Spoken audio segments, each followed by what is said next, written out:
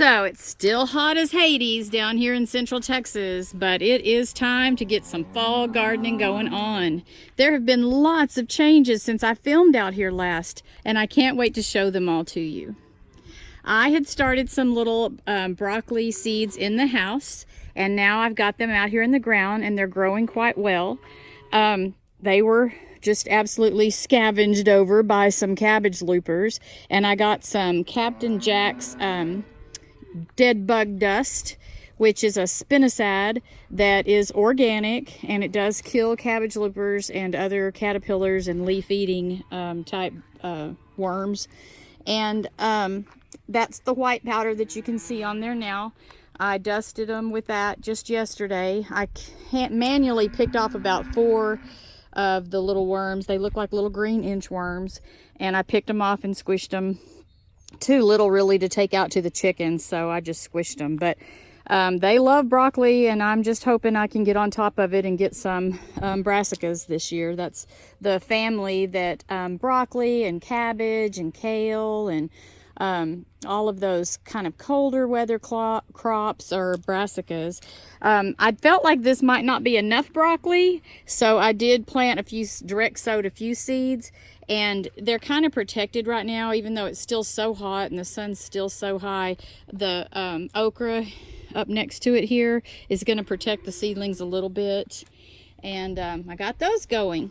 And back to my continuing radish saga. I believe I had videoed this earlier. I have had this radish in here since spring. I've let it grow. Look how huge it is.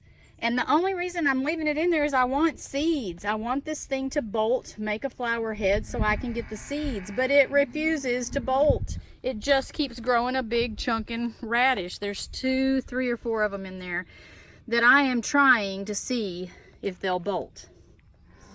They haven't yet. And there's all my dead tomatoes. Honestly, I'm ready to just pull them up. But there are little signs of life on some of them, still flowering, making new, shoots and leaves.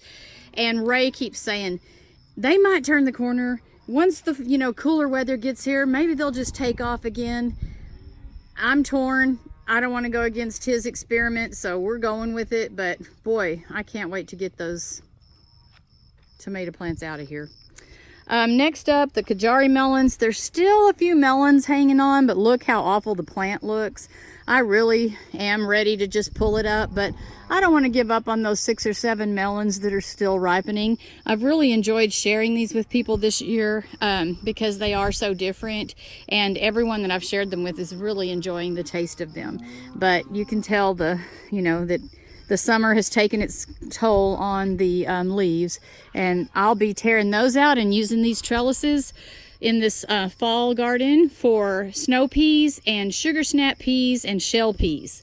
I'm super excited to grow those up and around that trellis.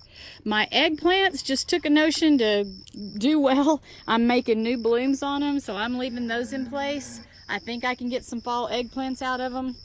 Again, I did some Captain Jack's on there just to ward off, because I was seeing some signs of leaf borers and a little bit of chewing going on, so I'm trying to get on top of that.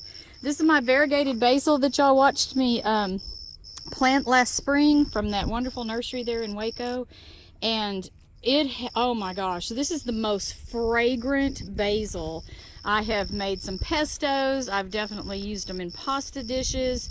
And what I've really used them in, doesn't even take much because they are so fragrant and so tasty, is my caprese salads. Just mixing a few of those leaves in with mozzarella balls and fresh tomatoes and, oh my gosh, a little balsamic vinegar. Heavenly dish, heavenly dish. Look at my pepper plants. This is amazing. Like, I have a ghost pepper tree basically right here. I'm getting some wonderful ghost peppers off of this, and it's still making peppers, still setting blooms. There's a green one right in there. I don't know, there it is.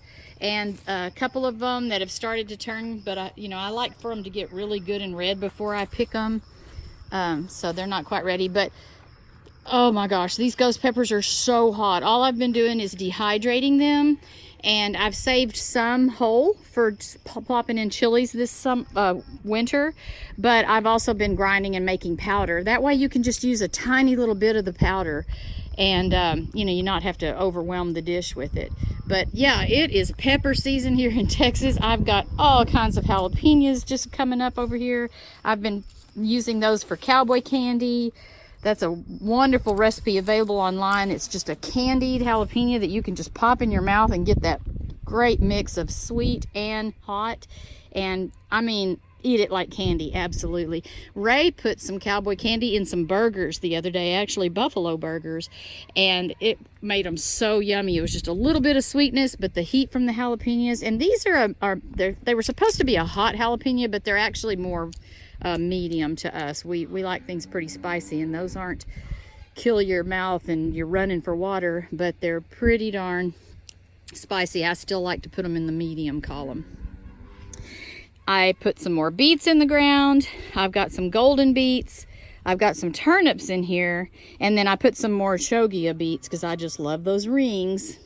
So we're gonna have a little more root crop going this fall.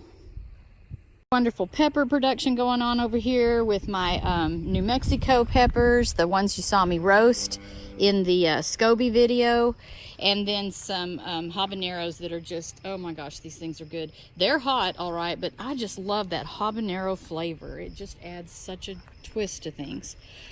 My Russian purple tomatoes look pretty bad, but again, there's new growth and little seeds, I mean little blooms. And I found the trick with these is the minute they start to blush, I pick them and take them inside. Otherwise they crack.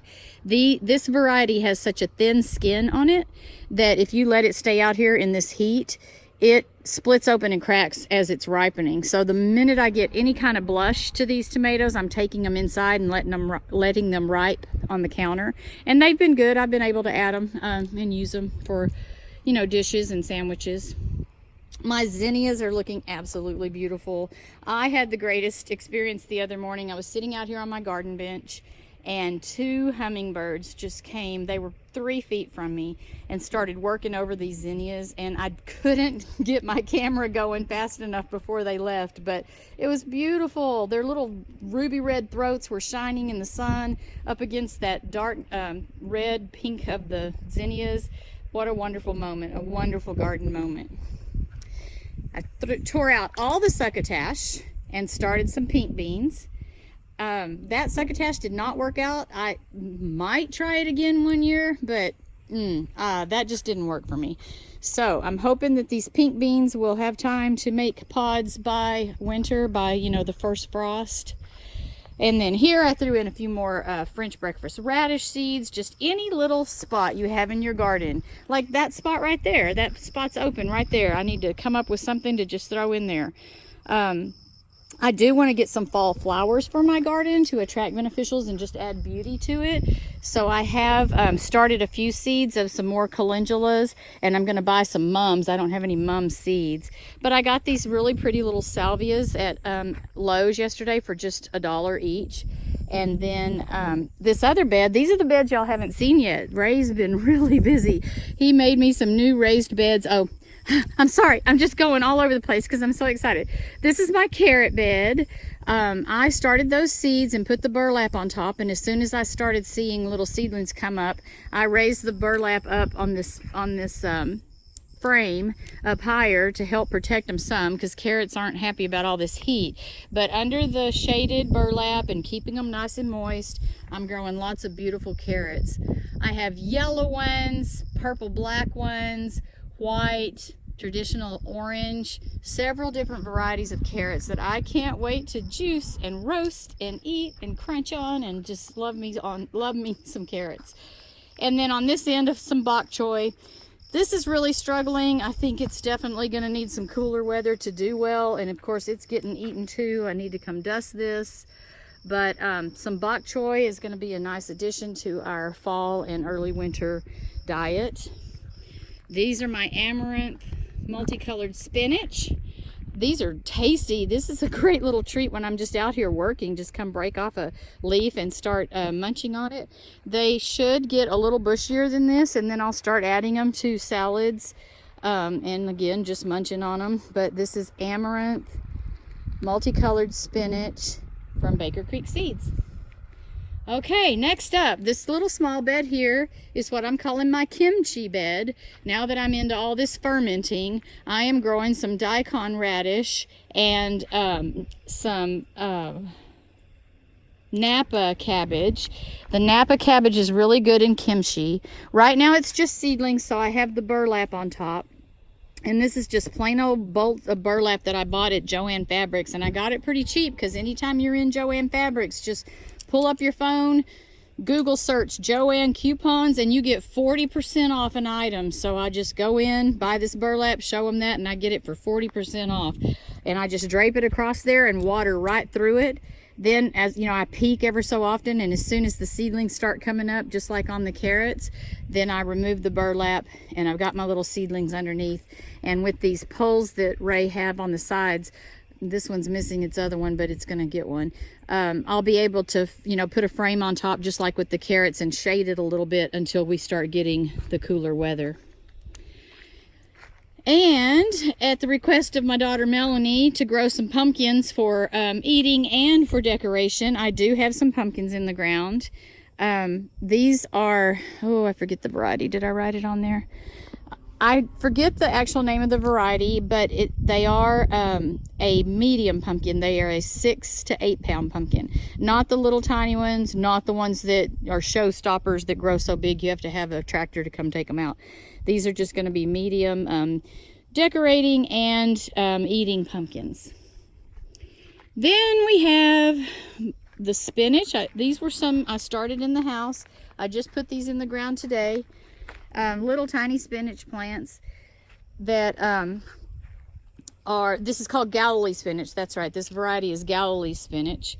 And up behind the Galilee spinach, I've got some some scarlet kale.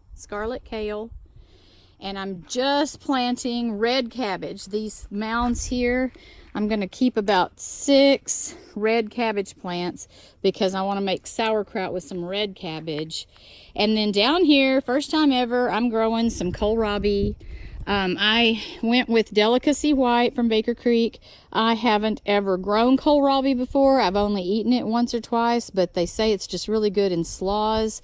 You know, just additive to a salad. And of course, I'm going to try fermenting it as well. I added a touch of a little couple more herbs in here, some sage and some tarragon, and then just some color again with the salvia that I got yesterday. And I did not start any kind of tomato seeds in the house at all for fall.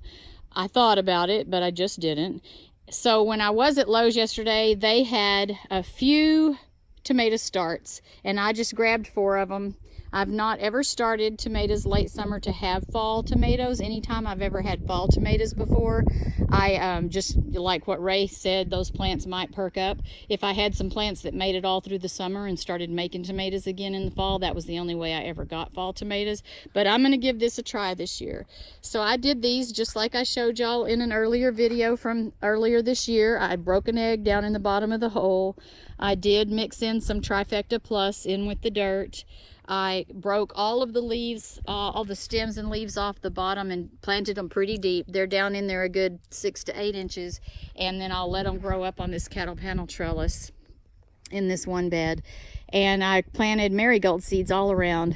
And, you know, every garden planting is an experiment. We'll see if those seeds come up and if these tomatoes flourish and make some fruit before the frost starts setting in. I've got some thyme, some English thyme and lemon thyme down here on the ends just to add some herbs and fragrance to it.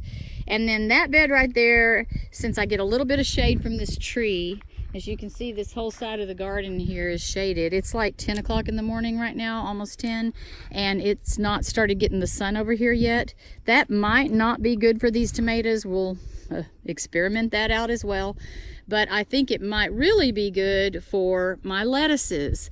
So I'm going to have some lettuces, arugula, you know, just salad greens and collard greens are the things I have left to plant, and that's what's going to be going in that bed. Well, folks, that's my fall garden, and this all the changes that have gone on in the beds this in the background of doing all the grapes. The Cabernet are still out there ripening. They're getting a little closer. We are getting a little worried about them. There's a lot of them that are still green. Not sure that we're gonna, you know, get a good harvest out of them this year, but it is what it is. The years just roll on, and some years you get great ones and some years you don't. But that's our next thing up, besides maintaining these fall gardens. And I know that I talked fast and furious today, but I do want to thank you so much for joining. Stay tuned as I show you more about the fall garden and the progress of these starts and these seeds that I planted. And keep watching. I appreciate each and every one of you. Join me again. Find your peace.